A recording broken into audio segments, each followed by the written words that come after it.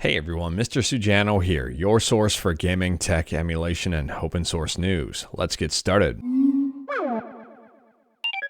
Alright, we'll kick things off talking about PlayStation Vita emulation on Android with Vita3k, and yes, we've got an update. So at the time of filming, Vita3k Android Release 9 is the latest update, and we've got bug fixes and improvements. For specifics here, there are a whole bunch of improvements to the overlay. Joystick improvements you can now run diagonally.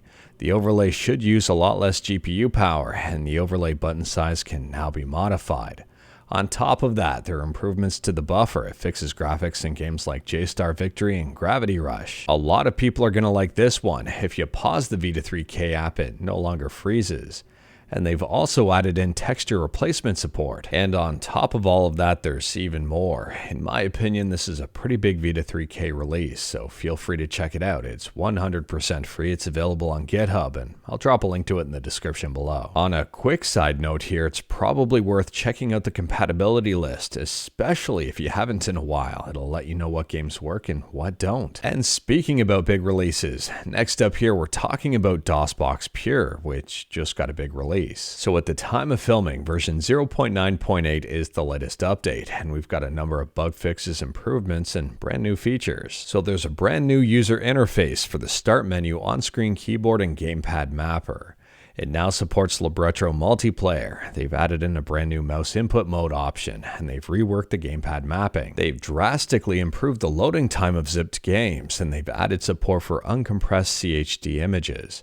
They've added SVGA memory core option. They've added 256, 512, and 1024 megabyte emulated memory options, and a whole bunch more. DOSBox Pure is 100% free. It's open source, and I'll drop a link to it in the description below, or feel free to check it out in RetroArch. Moving on, and we're talking about Bungie, and it appears that a takeover from Sony is inevitable. According to IGN, and I'll drop a link to this article in the description below, if Bungie fails to meet certain financial goals, Sony is allowed to dissolve the existing board and take full control of the company. And since Bungie is laying off a whole bunch of people, it seems that this is going to happen. Personally here, I might not necessarily think that's a bad thing. I mean, if Sony gets rid of some of the Bungie execs who possibly were responsible for Bungie being in the state it's in, it might be a good thing. Let me know your thoughts about it in the comments below. Moving on, and we're quickly talking about the Raspberry Pi, and Raspberry Pi OS just got a brand new release. Like everything I talk about, the link will be in the description below. They've improved support for the Raspberry Pi 5, and they've also added in a brand new dark GTK theme. And speaking about Linux, next up we're talking about Linux. If you're a fan of OpenSUSE, or if you're a fan of logos, or if you're a fan of choosing things, well, this news might be interesting to you. OpenSUSE is looking at rebranding, and they've got a survey open to help them choose their next logo. So I guess if you're curious about this one, I'll drop a link to the survey in the description below, and I do recommend checking it out. You can have a hand in choosing their next logo. If you do end up taking the survey, let me know what your favorite logo is in the comments below. I've got two here. I kind of like this one. And I also like this one here, just simple and straightforward. And speaking about simple and straightforward, next up we're talking about Vampire Survivors. And Vampire Survivors just announced the brand new Emergency Meeting DLC featuring Among Us. It's going to be a very interesting crossover. It's releasing on December 18th. So they've got 15 new weapons, 9 new characters, a new large stage, a new adventure, 6 brand new music tracks, and 20 in-game only achievements for a whopping $2.50. It's not very expensive. And speaking about not very expensive, next up we're talking about a brand new ROM hack. It's up on romhacking.net. It's for the PC Engine, and the game is called Tengai Makyou Ziria. I might have completely butchered that. It's an RPG that was released back in 1989, and it's got a brand new English translation. As far as I know, aside from the translation, no other modifications were made. If you wanted to check it out, again, I'll drop a link in the description below. And speaking about RPGs, next up here we're talking about something I didn't see coming. Maybe you did. Apparently there's a brand new RPG being worked on by Xbox and the Wu-Tang Clan. Now this game was initially talked about back in 2021, so news of this game existing in the first place has been out for a while.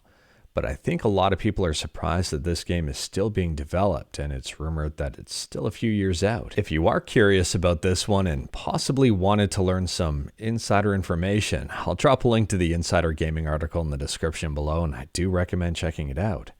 If this game actually sees the light of day, it might actually be good based on what I'm reading. And speaking about stuff that might actually be good, next up here we're talking about Monster Hunter Now, and they just released their Fulminations in the Frost update. As far as I know, this is a free update, but there are in-app purchases, and this update adds a whole bunch of new monsters and it adds some new weapons here, like the lance and dual blades. And speaking about mobile games, last up here we're talking about Denuvo, and it appears that Denuvo is making a push to come to a mobile game near you.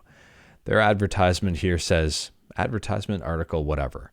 It says bots are invading your mobile games. Get ready to take them on. So right away they start talking about gaming bots, and they mention that copyright bots are good bots. I may disagree with that statement. Anyways, they continue to talk about bots at a fairly high level here, and they make a very bold claim.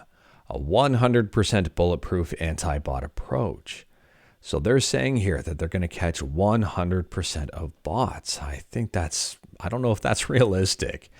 And it also makes me wonder how invasive Denuvo is going to be on mobile devices. But I guess this is all just Denuvo being Denuvo. Let me know your thoughts about this one in the comments below. But anyways, that is all I've got for you in this one. Straight to the point, all stuff and no fluff. We talked about a bunch today. Let me know your thoughts about absolutely any of it in the comments below. If you liked this video, leave a like. If you didn't like this video, leave a like. Hit that subscribe button, check out my other videos. Don't tempt fate, save your state.